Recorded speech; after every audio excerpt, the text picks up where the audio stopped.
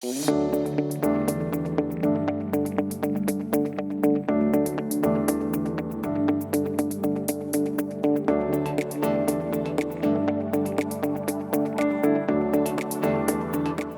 morning. I'm Leona Allen Ford. I'm Deputy Publisher at the Dallas Morning News. I'm also Talent and Diversity Officer, a new title I just added to my work.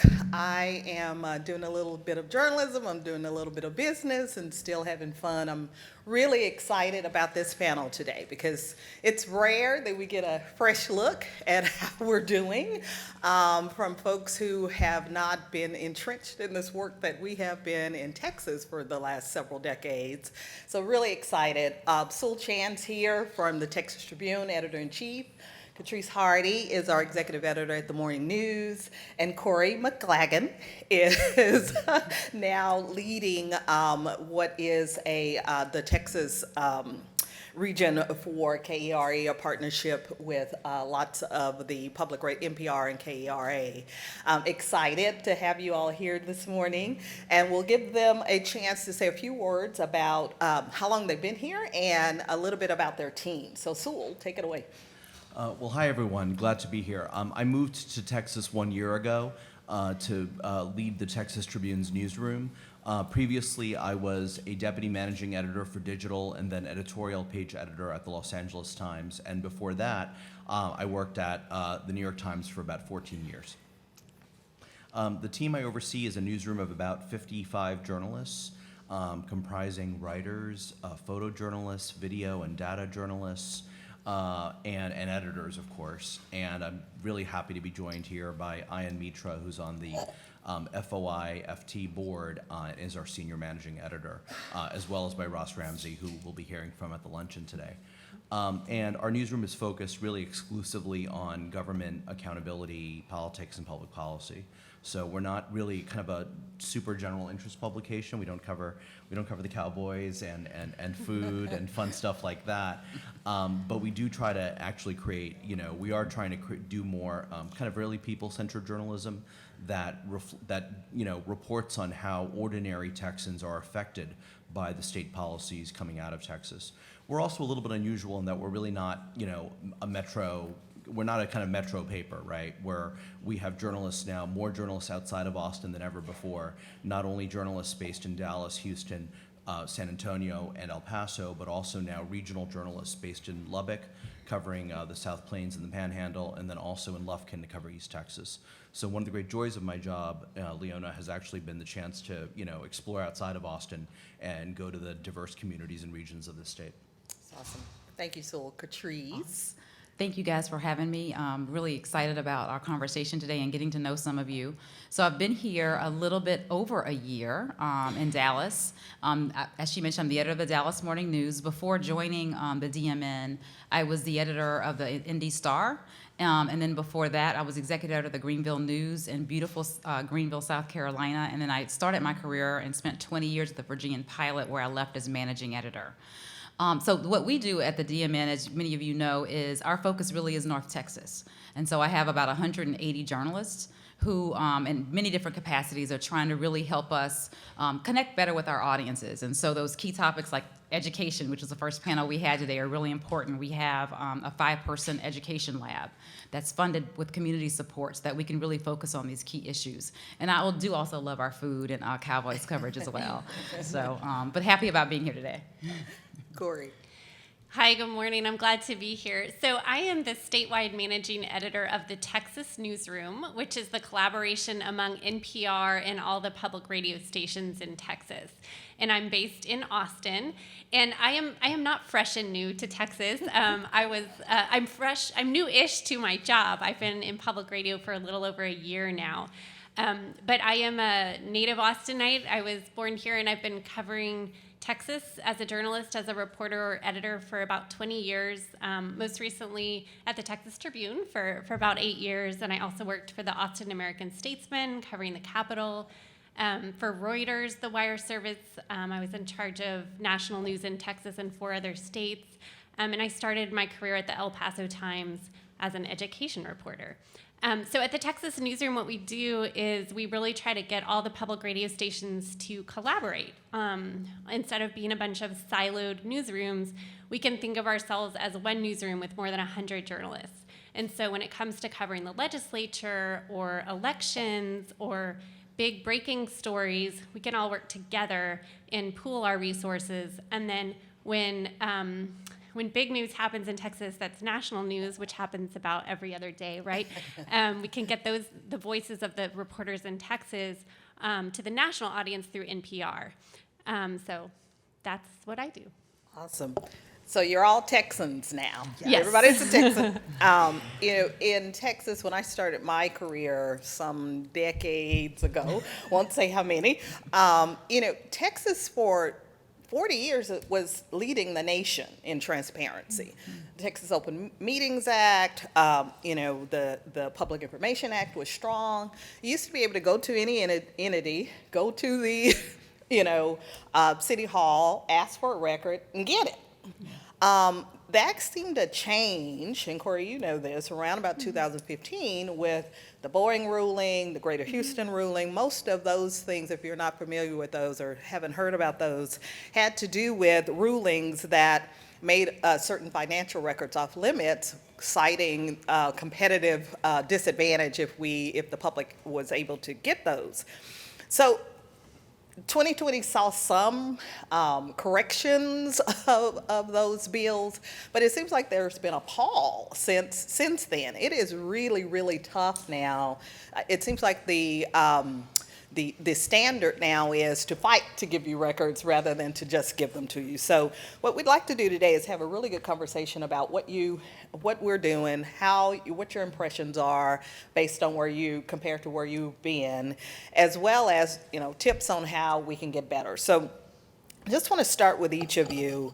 Can you talk a little bit about your first impressions of transparency in Texas and what the open meetings landscape has felt like to you compared to where you've been? And so we'll start with you.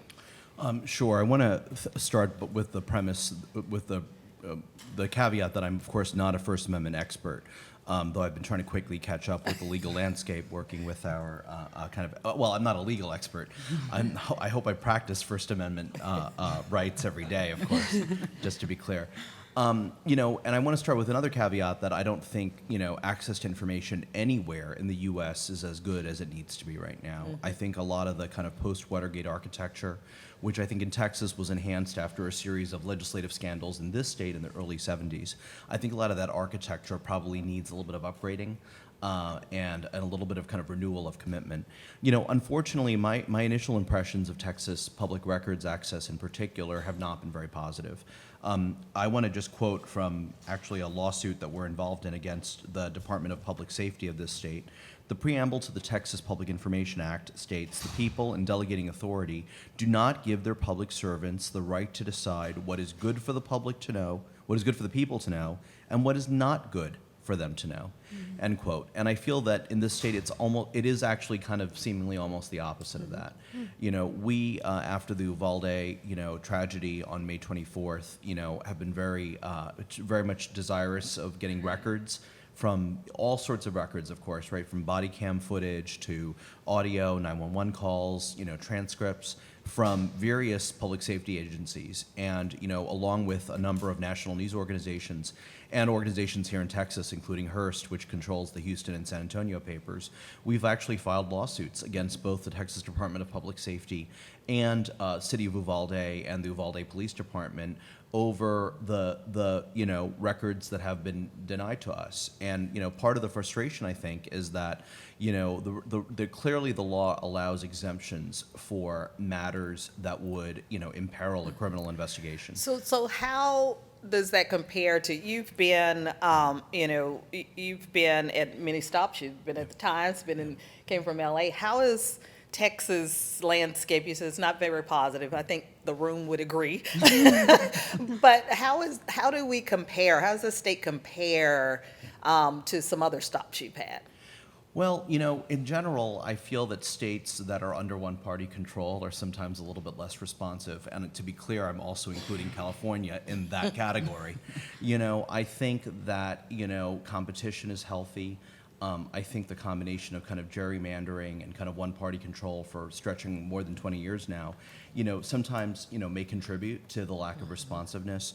I also feel that generally, Leona, there's been increasing attacks on the press, which I'm very concerned about. And so we can come back to this, but in general, I would say it's not good, but I don't think anywhere I've lived has it been great. Yep. How about you, Catrice? How does it feel?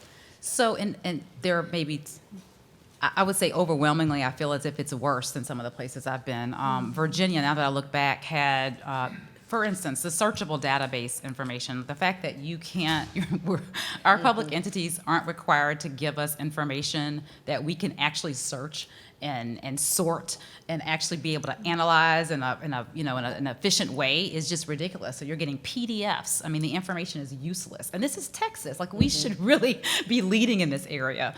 I think then, and there are a number of other exemptions. I've never lived anywhere where you couldn't actually get the emails between a lawmaker and a public citizen, or between a lawmaker and their aide. Those two things really stand out to me. And then all these other exemptions you can have. I can form a committee about X if I'm, say, a medical facility, and say that our information is deliberative because the emails we're sharing, we're deliberating on something, and then all of a sudden we can't access that information. And so everywhere you turn, you feel as if you're being blocked, and we're being blocked from sharing that information with the public. And so, there are other states that I've lived in, frankly, where there wasn't a time limit. So that's one thing that's great here. You have a certain amount of time that our public entities do to give to respond to us. But if the response is always no, Right. then what good is a time limit? The default feels like, and you guys share, and you'll be able to give your perspective now, been here for a while. The default is we're just going to send it to the AG. Yes. We're just going to send it to the AG. We're not even check to see if we're in compliance or if the information is just routine. We're just going to send it up.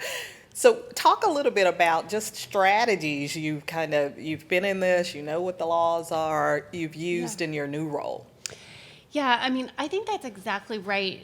Delay tactics seem to be what's happening right now. And I had the same experience that you remember as a reporter where, we used to be able to just ask for information and we would get it, right? And sometimes they might say, oh, well, can you put it in writing?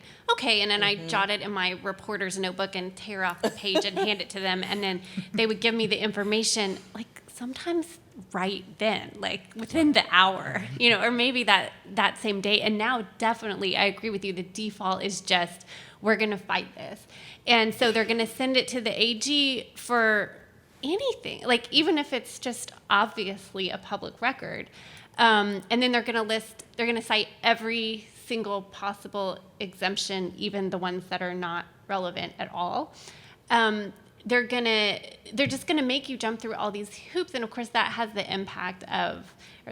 effect of delaying a story, or maybe keeping someone from writing about something at all, or in a time of cutbacks in newsrooms, maybe the journalists are unfortunately going to move on. So to answer your question, I mean, one bit of advice to give to the journalists in our newsrooms is to not give up, to move ahead with it, to get the information regardless, no matter how long it takes, just to show that we are going to get this. Another thing is to communicate with your audiences. This is what we did, and this is where they tried to block us, and how. And even if you've kind of moved on and the story has already been published, it doesn't really matter anymore whether you get that information. Just go ahead and publish something about it, just on principle. We were talking at our board meeting about how can we get the public to understand that these are their records, they don't belong to the government entities. So can you guys talk a little bit about just some of your biggest challenges that you face? Catrice, you guys just published the tract, really, really great reporting last weekend. Talk about just some of the biggest cases, stories you've been working on that had to do with these records and transparency. Absolutely. And I'll start off by also saying we have a phenomenal legal team, and so they are in the audience. But, I think public safety, access to public safety records is our biggest challenge and continues to be. After I moved to Dallas, and my understanding is, the Dallas Police Department in particular was pretty good about giving us incident reports. We could pretty much search for that information right away. They made some significant changes within a few months of me moving to the area that basically said, well, you're going to have to file a public information request for a public incident report. And we're like, well, why? This information has always been public. Well, we're going to have a FOIA team that's going to respond to your responses pretty quickly. We're concerned about who might be able to access that information, which the information had been public for decades. And then what we found now is our requests are constantly being denied. They're not responding in 10 days in some cases. We've been told we should get the information. They're not providing it. And so I think that's the area that is the biggest challenge for us, because it's one of the key issues as a community that we need to be able to talk to our community about is how safe are we? And so I think that's a huge challenge. And it's kind of hiding behind, even if someone has died, a suspect has died, for instance, in a case that we're really concerned about, well, they can just say, well, the person died, and so it's still investigative arena. And it's like, well, but the person died. And so can't we get that information? And so just constant challenges there. And how are you overcoming them? And then I'll address that to each of you, Corey and you too, as well. How do y'all, how are you instructing and directing your reporters to overcome those challenges? Because we're still going to get those records. That's true. No, I think it's, honestly, we're going to have to file lawsuits. And so when we're there, I think we've gotten to the point where we know we should be having access to the information. But, writing stories, although I'll tell you, you guys could chime in, we're going to write those stories, but do those stories really even matter? Will they make a difference? I don't know, but I think the more we can at least educate our public about what we're facing and how we're trying to get that information for them, it does make a difference. And so saying in our stories, we've asked for this information, they haven't gotten it back yet, or frankly, we've asked 15 times, we're supposed to have access to it, and it's been denied. And so we're taking this next step. I think we just have to constantly write more about those stories and be more transparent with our community about it. I do want to say that there are some good things happening. It is possible to get some information quickly, and overall the landscape might be bleak, but there are bright spots, and Where? for Tiny little spots, tiny little bright spots. certain Texas Public Radio in San Antonio tells me that certain local school districts, when they try to get information from them, they will turn it back around really, really quickly. They also try to get some incident reports from DPS, not related to anything like a super high profile case, but, and DPS did give them those incident reports. And so it is, it does happen sometimes, and I did want to acknowledge that because, for all the government agencies and individual workers who are really trying hard to get the public their records, we see you and we appreciate you. Well, I think that's a really good point. Texas has so many public entities, from water districts and school districts to, county commissioners. And so there is a variety, of course. What we have found most frustrating in the Uvalde cases is that the denial is wholesale. I'm used to public records responses where you segregate the information that is releasable, or even in the federal case, redact information and then cite on every redaction what the exemption is. And here it's just like nope. And the blanket denials are kind of almost comical. Like, a lot of them cite this Texas public safety law that deals with interfering with a terroristic or criminal investigation into a criminal unit or terrorism. And in the case of Uvalde, there is no active criminal investigation. The one person, according to the authorities, who was responsible is dead. Well, and that's the problem, right? The dead suspect loophole, right? So, and this is where Texas Public Radio and tons of other news organizations have put in all these information requests and basically just been denied at every turn. And their side, the city of Uvalde and other entities are citing this loophole, which was really designed to protect people who are wrongly accused. But it's been, the AG has said it can apply when there's a dead suspect. And so since the gunman died, they're applying it in this case and basically using it to to deny everything. And now, and this particular loophole also affects regular people who are trying to get information, because we heard the families testifying at the legislature a couple sessions ago that families of people whose loved ones died in police custody, and they're trying to get information about their loved one who had passed away, and they can't get that information because of this particular loophole. And they eventually might get the information through a federal request, but that could take forever. And so, this has really been used. But now you do hear, the Speaker of the House has said that, that he wants to overturn that, and you have people, Republicans and Democrats, saying that they want to work on that. Well, let's talk about Uvalde. It's Yeah. been such a huge thing.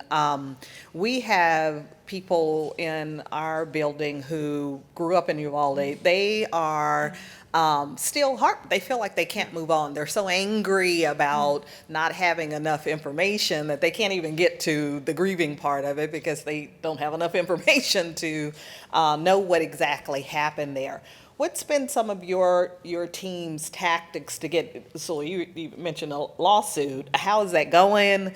And Catrice and Corey, talk a little bit about your strategy there, because we're not going to stop trying to get that information about what happened minute by minute by minute in that case, because it's too big of an issue. Well, the 2 lawsuits have been filed and they're pending. But one thing that we've tried to do, of course, is triage multiple sources of information. And I think part of the frustration is that state records have been turned over to this state-commissioned body by the Alert Center at Texas State, and also to a legislative committee that is looking into the crime. And I think part of the frustration for us, Leona, is that many of these records actually already have been disclosed, but they've been disclosed partially when it suits those who wish to disclose them, and in a manner that kind of supports a certain kind of public narrative. And so I think it's the selective leaking of information and kind of choosing which outlets to give that information to, and the kind of really the opacity around it. Now, I get spin. We are journalists. We're used to getting spun. Everyone wants to have their side told, their perspective heard, and we get that. But I do believe ultimately in equal access to information, and I am uncomfortable if a powerful source comes to us and says, we want to give this to the Tribune only. It has happened, but we try to ask, well, why are you not releasing it to the public more generally? And I think, from our perspective, I think the more we can partner together and help, with the legal costs, and with just as a major news organizations across the state all saying, hey, we're going to write these stories and tell you all the things we've asked for, and all the things they've denied, and having that partnership and that big aggressive forward push, I think, will be helpful again. But in that case, everybody across the country is interested in this information. And we all know, as we've all talked about, he's dead. I mean, what is the problem? It doesn't make any sense. The problem is they don't want us to know exactly what happened in that case. One thing we're doing, as I mentioned, is reporting on the blockage of information. And so, Texas Public Radio had a story that was on NPR about the dead suspect loophole. And so we're continuing to report on when we've been blocked, but also just, the power of radio is really to be able to share the voices of people in Uvalde, and to have to be able to listen to the parents and the family members as they demand investigation and they demand information, and just hearing those voices. You might hear, we have a show called Texas Standard, that's the national daily news show of Texas, and we have these daily statewide newscasts 6 times a day, and you can hear in Texas the voices of people in Uvalde. And we're just also continuing to report on what the families are saying. So just this week, our Texas Capitol reporter Sergio Martinez Beltran was reporting on the families that are camping outside the school district offices, demanding that the school district do its own investigation. So just kind of continuing that reporting when we can't get the records. And I'm curious, is there a Freedom of Information Foundation of Texas organization in some of the other places you've worked? And how has your newsrooms interacted with them? Go ahead. Well, in California, yeah, I was a proud member and on the board for a while of the California First Amendment Coalition, which definitely brings together media lawyers and in-house counsels, but also outside First Amendment lawyers, and kind of pursues legislative changes and also litigation on behalf of kind of a whole coalition of news organizations. I think it would be great to see. I think FOIFT does amazing work. It would be great to see even more resources go to this very, very worthy effort. And yes, the 3 other states that I worked in definitely had, organizations similar to this one. And I would agree with Sewell. Wow, it's just so great to have this resource. What I found is there was more, we communicated a lot more across those states so that we could partner. And that organization took the lead on, saying, hey, guys, I know you guys are all asking questions about this. Can we step in and maybe provide even actually legal grants, which was really helpful. It wasn't a lot of money, but $2,500 pays for a few hours, right, of a lawyer's time, which is always helpful. So, Well, of course, I've been in Texas, but one of the things that I would say about just the getting this information here about Uvalde is one thing to keep in mind is that this is really essential information to get, right? I mean, what we're talking about is trying to answer questions like, why did it take so long for law enforcement to act when children were being killed?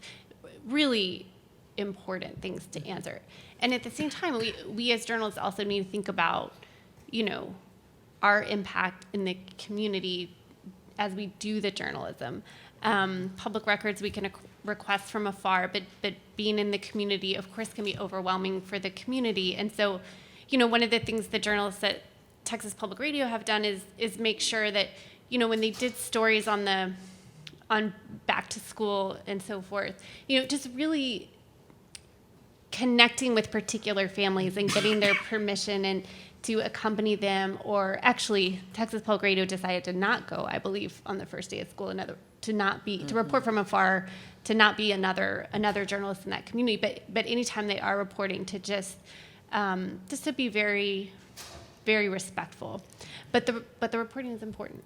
So you talked about the organization in California and our organization needing more resources. I mean, can you guys just point to one thing that you feel like would make a difference here that actually worked in some of the other places you worked? I mean, we're all looking for solutions, and is it to, get more lobby? Point to one thing that Texas could do to be in a better place. Well, I think there's a government relations component, right? There are lawmakers on both sides of the aisle who are pushing for greater transparency. You find allies in unexpected places. Some of our lawmakers are former journalists themselves or are married to former journalists, and I think that often helps, right? So I think there's a government relations aspect. I also think that there's the aspect of convening. There have been individual First Amendment lawyers like Laura Prather at Haynes Boone who've been really, really good in the Uvalde cases at bringing together a broad coalition of news organizations. But there's no reason why we can't do that on more cases. And in fact, bringing test cases that are not as high profile as Uvalde, but that implicate, pretty important principles could actually be important for setting new precedents. yep, I agree. And I think, is it, you think about this, there's so many things that we need to address with our FOIA laws, but every year could we pick maybe 3 that are, the news organizations are really struggling with, and say, okay, here's the 3 we're going to really focus on, and we really need your help in identifying cases that we can talk about across the state and providing that assistance with legal help, but also, as Sewell said, government lobbying and that relationship building is going to be key. I would say public safety, clearly, right, would be the top of that list for us. Big. It's hard to get dates of birth when you're trying to get records in Texas. That's a real issue that, of course, a lot of good people have been fighting here. Fighting and fighting and fighting and fighting.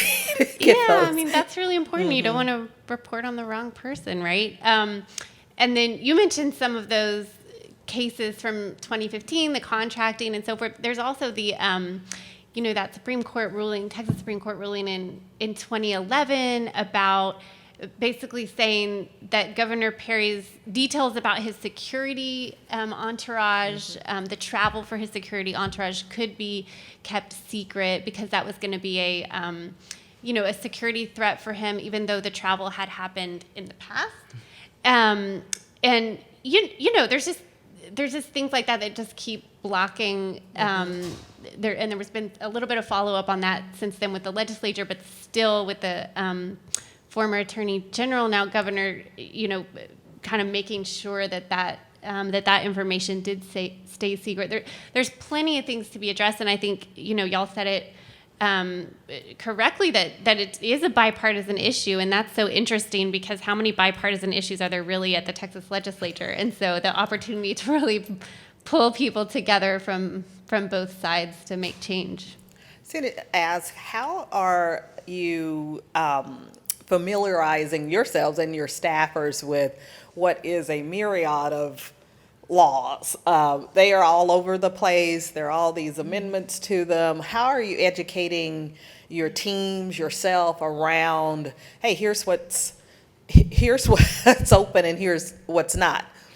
Catrice, I was going to start with Catrice because I know we had a session just recently. Yes, so we actually had, Haynes and Boone's doing some really great training for our staff. And so two things, the laws change, we have new staffers, and so making sure that we're regularly having these sessions where we're able, and this was something that we did with managers, but we're going to share the information with the entire staff, but also next year we'd like to have the same type of session. What happened at the session? The same type of training. Here's how these laws or the lack of changes is going to impact the journalism. So that's one area. And then I think also, we have some pretty good FOIA experts within the DMN staff because they've worked here for decades.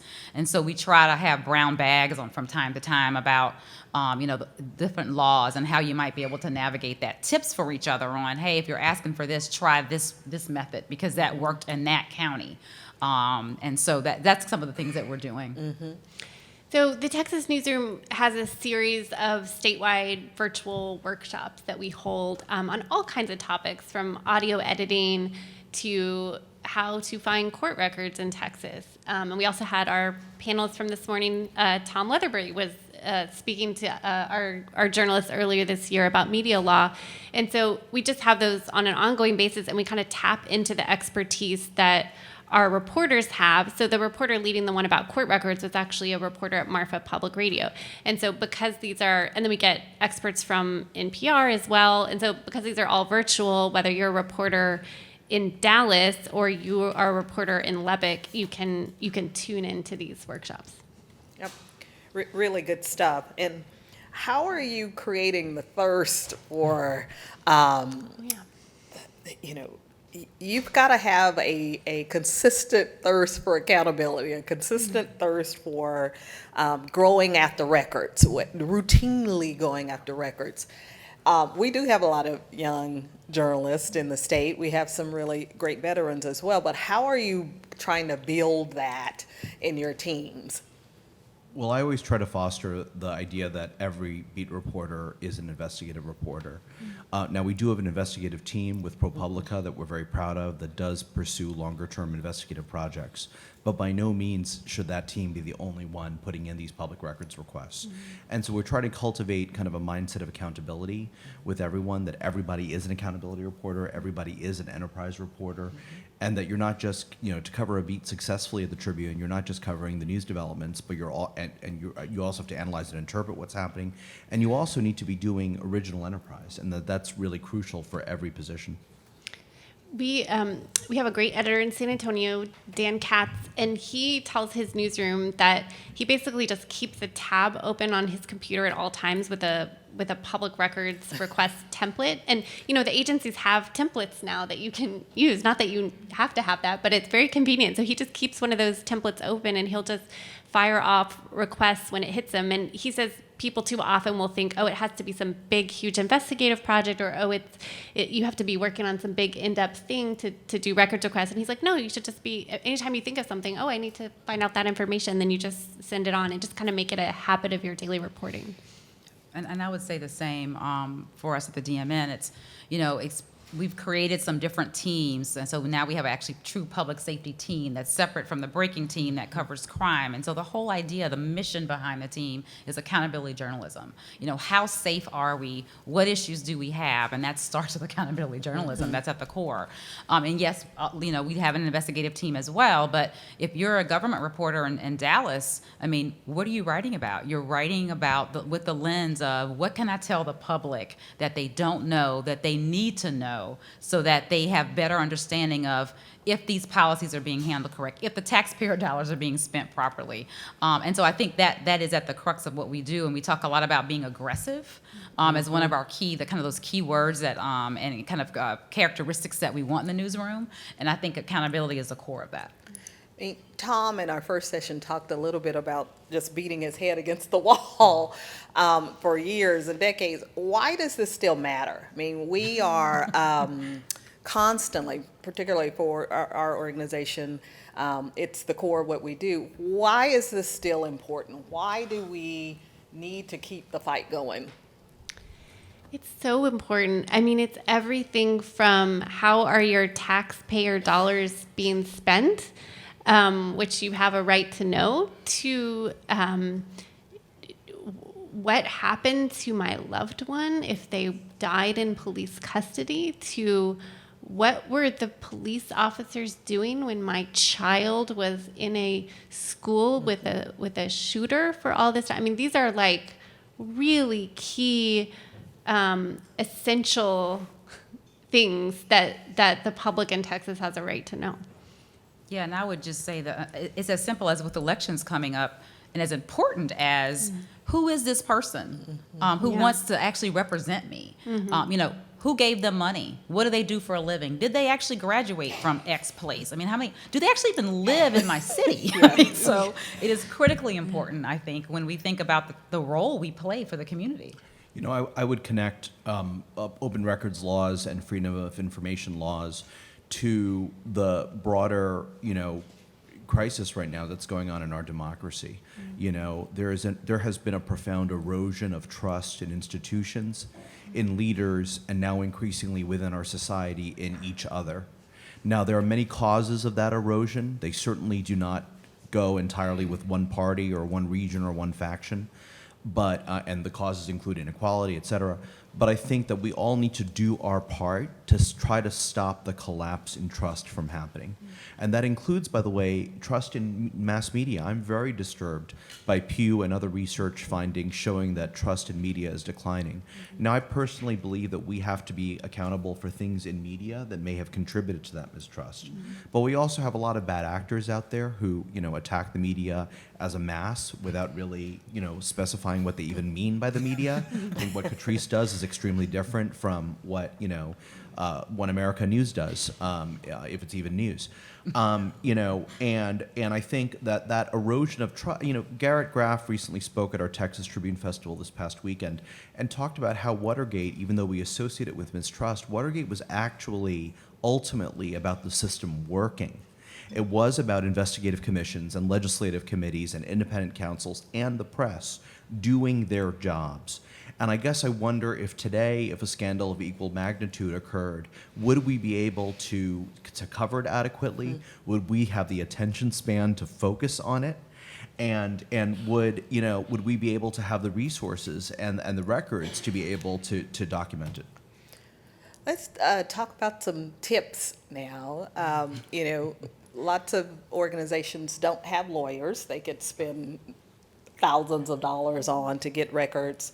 And what's some of the strategies you're using, or some of the other organizations can use who don't have Haynes and Boone on tap? What can we give or offer as tips in how to kind of navigate even what is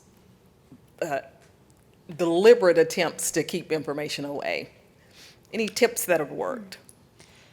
Well, one thing I used to do as a reporter, if I was blocked with, you know, if I got a letter saying that my request was going to cost millions of dollars or whatever, I would just ask to inspect the records instead of get copies of them. You know, so they would put me in a room for the whole afternoon with a giant pile of papers, and I would be able to just sort through them and it wouldn't cost me anything.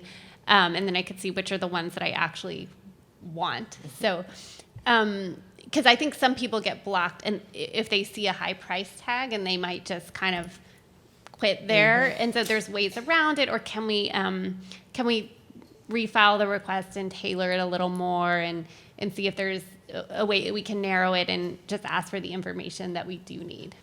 And then, of course, not giving up. I would say, a lot of it starts with relationship building. So, you say you cover a beat, but who are your sources? They can't just be the folks who, frankly, you're trying to get the information from. They need to be the folks who work for those people in the community. Looking out for citizen organizations, I think, and talking to them about, here's what we're experiencing. I know you want this information too. What have you tried? And so I think that is the key. And I think also writing about it. I mean, I'm not saying the first time they tell you no that it's a story, but if you've gone back, if you've narrowed down the request, if you've asked to speak to other people in the entity so that you can get a better understanding of why this is happening, and still at the end of the day, the decision is you can't get it, but you should have access to it, I think we need to just write about it. I would point to some resources that are out there. In addition to FOIFT, there's the Media Law Resource Center, there is the Reporters Committee for Freedom of the Press, and there's the Knight First Amendment Institute at Columbia University. There are legal clinics, frankly, including one at Yale Law School that focuses specifically on freedom of information and records access.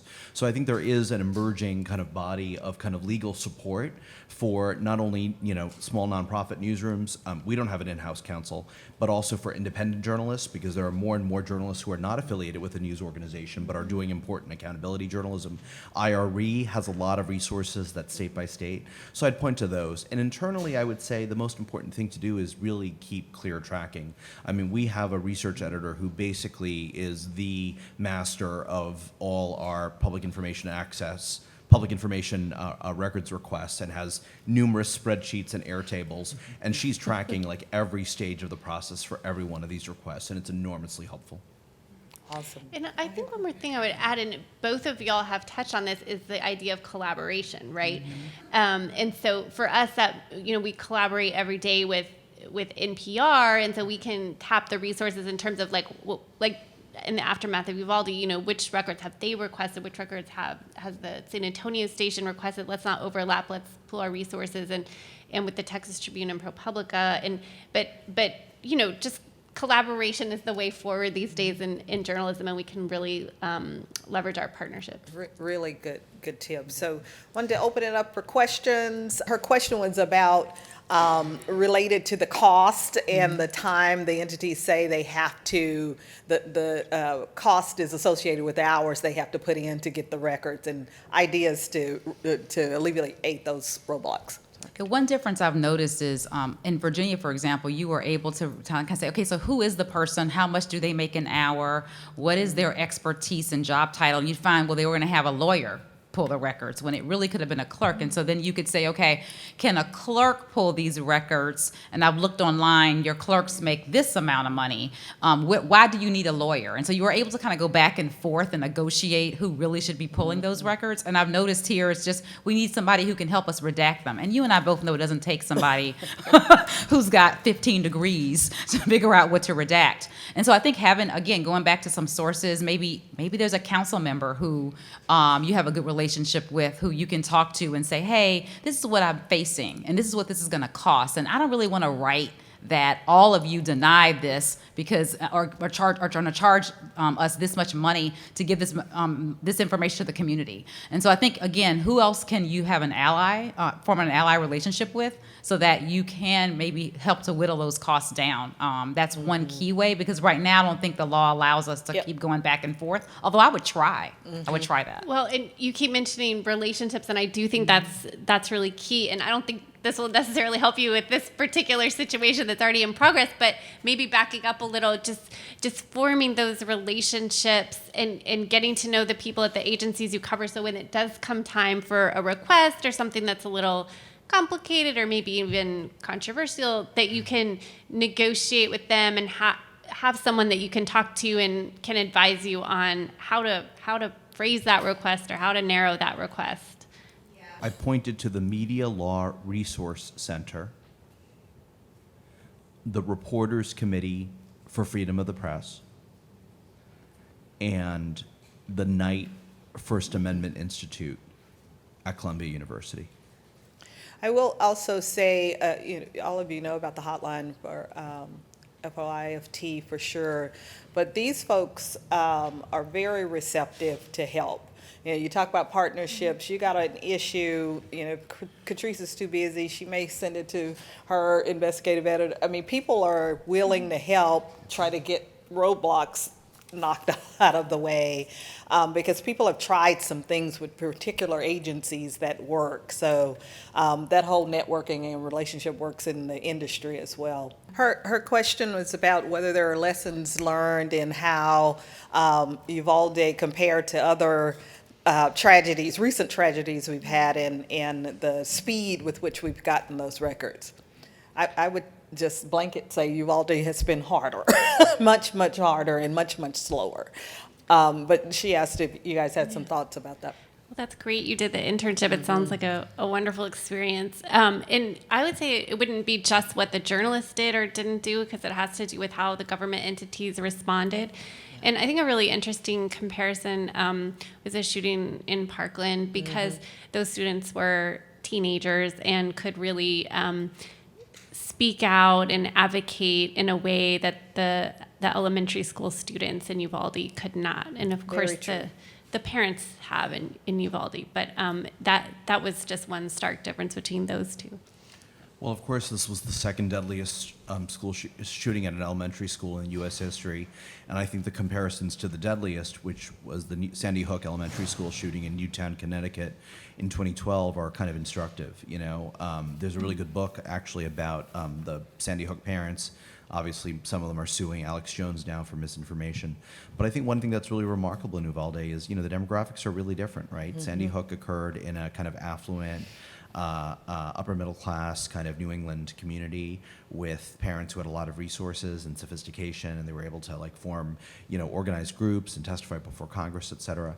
Uvalde is obviously a lower income, working class, largely Hispanic community, but to see the community rally the way they have, to see parents turn into activists, to see, in one case, the journalist at the Uvalde Leader News who lost her daughter, now going to Washington, going to meet members of Congress and senators, to see how they're coming.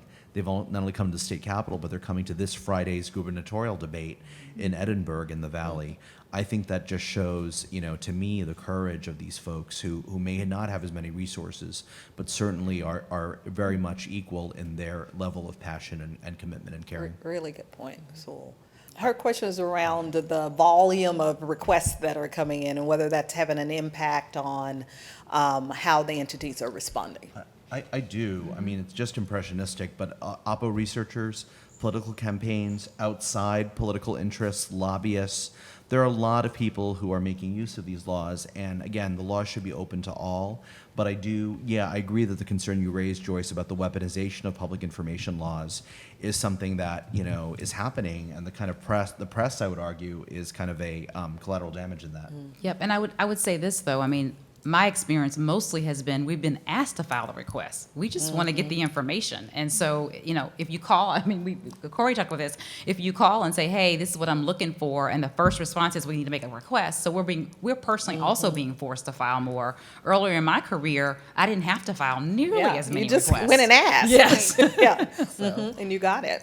Her question is around building trust in the media. What are we doing in our respective newsrooms to battle that lack of trust, as well as what she can do as a student journalist to improve that or improve that situation? Yeah, I'd worked at 3 newspapers before now working at the Texas Tribune, and I would argue that no matter whether you're an older print organization. Hey, Sewell, you're. No. News organization. The organization. Sorry, the organization. All of my former employers were started in the 19th century, and the Texas Tribune was started in 2009. But my point is that whether you're an older institution or a newer one, it's all about transparency. We cannot presume trust. We cannot assume that because we've been around for a while, whether 13 years or 130 years, that people know who we are and what we do. We need to be transparent about who owns us or who controls us. the sources of funding, about our business models. We have to be transparent about who works at these organizations. Trust is earned and needs to be re-earned. There are some specific things we've done. We published a guide to how we cover elections that really breaks down what do we consider newsworthy and why. Why can't we cover every single resources? Why do we choose the races that we cover? And I think a big part of it is that educational effort, right? But I think our reputations speak for themselves. If you look what the Dallas Morning News has contributed to its community over more than a century, it has earned that trust, right? And I just hope people consider that, frankly, because something that is not labeled well or hyperpartisan, I just urge people. I never tell people what to read, but I ask people, be critical about what you're reading.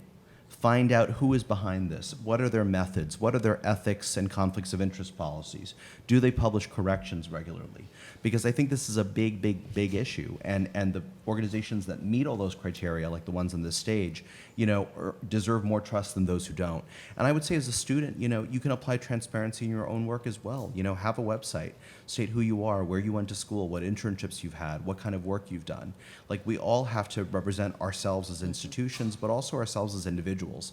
And I think that's how you build up trust. Yep, and I think, Sewell mentioned earlier that, some of the mistrust or distrust is because we haven't been transparent. We just assume people knew that, we went to college and we put a lot of time and effort into this, and that's how we got this, and you should just know that. Well, they don't know.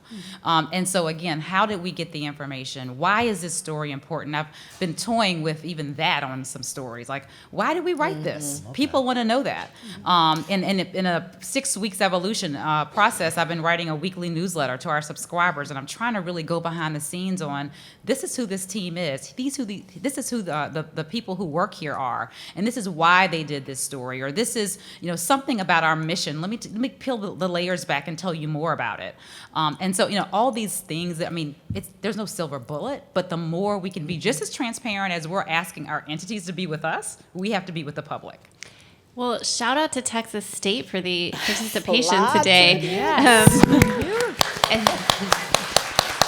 And I would just say that the entire field of audience engagement is helping with that, right? And I think all of our news organizations are really engaging with audiences in a way that previously the news organizations would just be having one-way conversations with audiences. So really, whether it's through newsletters like Catrice is talking about, or a number of our news organizations have live events in the community, and also just old-fashioned, getting out as a reporter and talking to people in the community and having them get to know you. So, there's ways you can communicate with a lot of audience members at once, or more one-on-one, but really having those back and forth conversations with the audience and answering their questions and explaining what we're doing.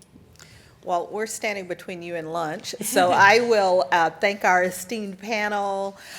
Please encourage you.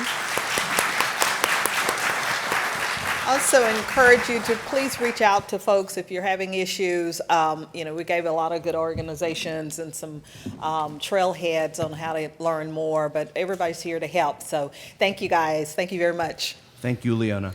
Thank you. Thank you.